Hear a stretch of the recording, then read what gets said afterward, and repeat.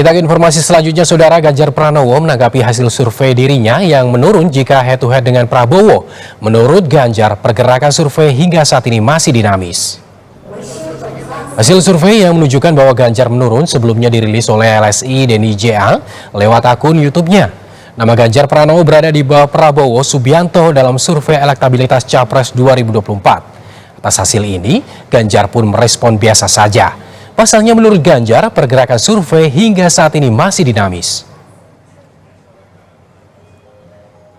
Di beberapa survei nama Bapak meningkat, tapi kalau head to head dengan Pak Prabowo ini masih turun sedikit. Bapak tanggapannya seperti apa?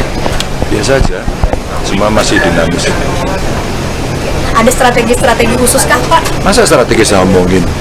Nanti ditiru orang lain dong. Tapi persiapannya terus ada berarti ya Pak untuk? Kan saya sudah rebound terus tuh.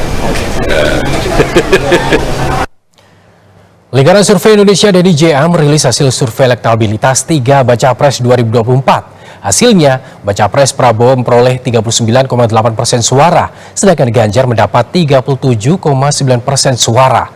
Sementara itu, Baca Pres Anies Baswedan masih stabil di urutan 3 dengan 14,5% suara.